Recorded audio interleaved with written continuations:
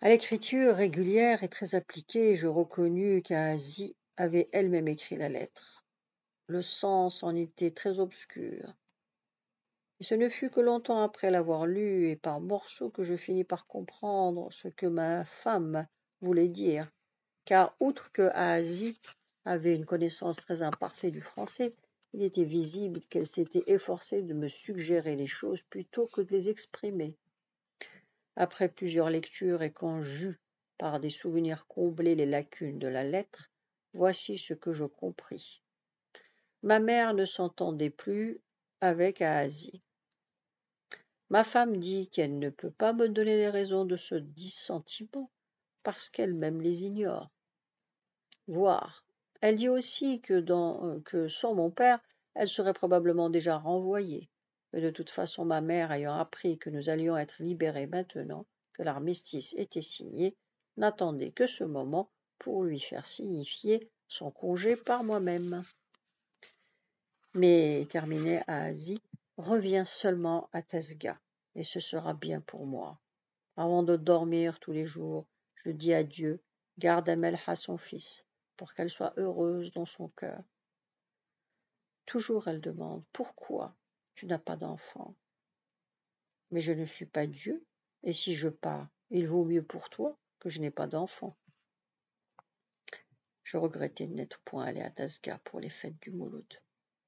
J'aurais tout vu de mes propres yeux au lieu que la prose obscure d'Asie ne me permettait que de vagues conjonctures. Et surtout, j'aurais peut-être levé le malentendu. Je m'occupais pour la première fois de savoir pour quand était prévue notre démobilisation. Une lettre dit dire, alors à Blida me l'apprit le lendemain. Lettre rageuse, désabusée. L'armée avait complètement déçu mon camarade. Trop indépendant pour se plier à une discipline. Il était venu pour tenter l'aventure, il était resté en Algérie. Il avait tout fait pour être pilote d'aviateur. On n'avait voulu de lui que comme rampant. Par contre, c'est malgré lui qu'il était élève officier, ne tenant pas à faire partie de ceux qu'il appelait dédaigneusement les sabreurs. Il n'avait connu de l'armée que l'aspect désespérément quotidien. Là, c'est dégoûté, il n'aspirait maintenant qu'à une chose, sortir. Pour un peu, je remplirais tous les murs de la caserne d'inscriptions gigantesques, l'acquis et vivement. Il paraît d'ailleurs que notre tour viendra en octobre. Il ne se trompait pas, vers la mi-octobre, après des opérations compliquées, Ménage et moi quittâmes la caserne affublés d'inénarrables tenues. Moi ne devait venir que plus tard. Nous nous étions promis de ne rien faire pendant 1 an après notre démobilisation. Si nous n'avions pas vécu la grande tourmente pour laquelle nous étions partis, du moins notre stage d'1 an nous avait-il appris à ne pas croire à la vertu des diplômes. Nous ne retournerions donc pas, Ménage et moi, à nos études. Medour même, qui arriva de Blida, en même temps qu'Idir, nous apprit qu'il n'allait plus retourner à l'école où il enseignait. Nous avions désormais des buts limités et précis, rester au lit le matin tout notre saoul, sans l'horreur de cet acharnement des notes brèves du clairon, dormir seulement quand nos paupières tomberaient d'elles-mêmes, manger à notre faim, marcher la tête haute et les poumons gonflés, les mains dans les poches, si bon nous semblait ne plus raser les murs de crainte de rencontrer un officier qui s'apercevrait vite que nous avions brûlé le poste. Nous avions répété plusieurs fois, nous ne ferons rien, nous ne penserons à rien, nous dormirons. Nous avions compté sans la vie. Allait-elle s'arrêter pour si peu? Ceux que nous aimions et ceux qui nous haïssaient, et curieux, allaient-ils nous laisser vivre parce que pendant 1 an, nous avions été agités comme des feuilles au vent? 1 mois à peine avait suffi pour refaire à Ménage des joues pleines et déjà, il reprenait, sur la route, ses interminables promenades nocturnes. Moi, n'étant pas encore là, il sortait seul et ne rentrait qu'à l'aube. Idir était devenu taciturne. Il partait pour 2 ou 3 jours à la chasse. C'est à la tombée de la nuit, quand Ménache s'apprêtait à sortir, qu'il rentrait crotté, barbu, hâve, l'air d'en vouloir à tout le monde. Il passait à Ménache Benito, qui s'était beaucoup attaché à mon cousin, disait très vite « Bonsoir », mangeait seul dans la grande salle, poussait le plat du pied quand il avait fini, puis enroulé dans son burnous brun de poil de chameau, allait dormir dans un coin du hall. Ses sommeils étaient toujours très agités, et quand il ne donnait pas l'assaut à la tête d'une section illusoire, il excitait Benito à la poursuite d'un gibier qu'il semblait ne jamais atteindre. De ma chambre, on entendait sa voix, que le sommeil rendait plus rauque.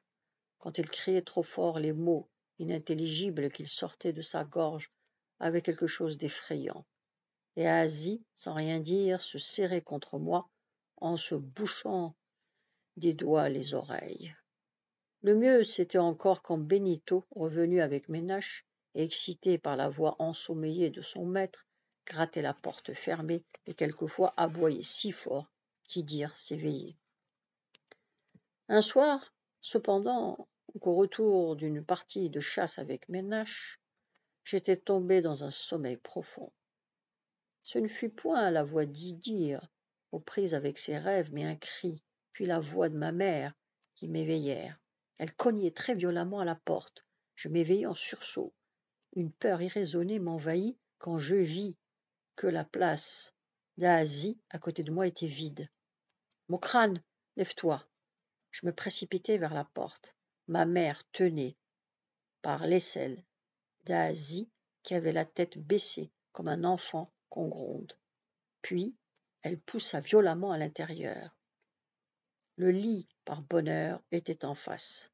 Asie vint s'affaler pesamment dessus, puis se mit à sangloter et à trembler de tous ses membres. Je ne comprenais pas tout dans le flot des paroles qui sortaient de la bouche de ma mère furieuse.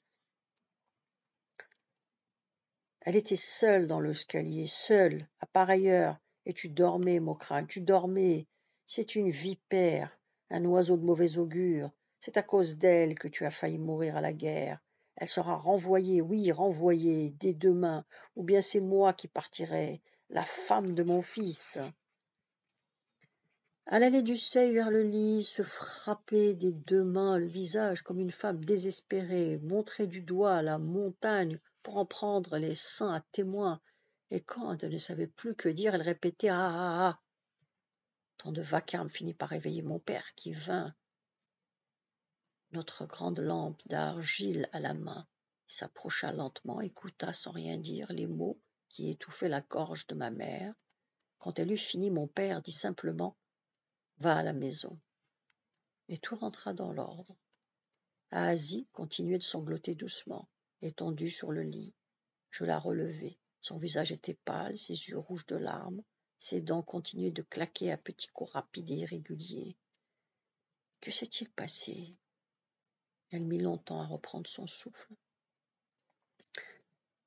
Depuis que tu t'étais couché, Idir ne cessait de crier plus fort que les jours précédents. J'ai essayé de te secouer, mais la chasse de la journée t'avait fatigué. J'ai voulu me rendormir, et Idir s'est mis à pleurer d'une voix telle que je crus que quelque chose vraiment lui était arrivé. Alors je suis descendu réveiller ta mère pour qu'elle aille voir. J'ai frappé longtemps à sa porte, mais personne ne répondait. Idir s'arrêtait un instant, puis recommençait à pleurer plus fort. Je suis remonté te réveiller toi aussi. En remontant, j'ai vu quelqu'un sortir brusquement de derrière la porte de notre chambre. J'ai crié, c'était ta mère. Je sentais que j'allais m'évanouir. Elle m'a saisi par les deux bras, m'a secoué, puis elle approchait de moi ses ongles comme si elle voulait me griffer, me montrait les dents comme si elle voulait me mordre. Et puis tu es venu. Ouvre la fenêtre, veux-tu? En rappelant la scène, Asie s'était mise à trembler convulsivement. Elle me prenait le cou et se serrait peureuse contre moi, comme si elle voyait encore prêt à mordre sur sa chair les ongles et les dents de ma mère. J'eus beaucoup de peine à calmer son agitation. Je la pris dans mes bras et la berçai comme on berce un petit enfant. Puis je vis ses paupières lentement se baisser mais je ne pus fermer l'œil de la nuit. À travers la cloison de briques me parvenait la conversation que mon père et ma mère continuaient jusqu'à ce que la voix du cheikh les appela tous les deux à la prière de l'aube. À vrai dire, c'était plutôt le long monologue de la voix grave de mon père. Se basant sur des exemples célèbres, il démontrait qu'il était impie de vouloir échanger les desseins insondables de Dieu, par ailleurs tout-puissant. Mais comme si elle n'avait rien entendu, rien compris, ma mère, de loin en loin, répétait le même argument têtu, irraisonné et pour elle certainement irréfutable. Elle n'a pas d'enfant. Qu'avons-nous à faire d'une femme qui n'a pas d'enfant, nous qui n'avons qu'un fils? De temps à l'autre, ils dirent couper la voix de mon père de gémissements que l'ombre amplifiait lugubrement. Benito aboyait, en raclant la porte de ses griffes, et à côté de moi, Asie, maintenant endormie, pleurait elle aussi dans ses rêves. Elle veut un enfant, ma mère, un enfant. Mais je ne suis pas Dieu pour le faire, je ne suis pas Dieu. Je me levai courbatue, après une nuit où j'avais beaucoup réfléchi. Je savais que la dialectique de mon père n'allait rien faire sur l'esprit froidement passionné de ma mère, qui n'écoutait à Tazga qu'un homme, le cheikh, parce qu'il appartenait, comme elle, à la confrérie religieuse du grand saint Abderrahman. Je cherchai longtemps le cheikh avant de le trouver, dans le coin le plus sombre de la mosquée, seul, égrenant son chapelet. Depuis que j'y étais revenu, je l'avais trouvé changé. Il semblait nous fuir, comme si tous nous étions des pestiférés. Et du matin au soir, dans un coin de la mosquée, ou à l'ombre du grand orne de la place des pèlerins, inlassablement il égrenait son chapelet.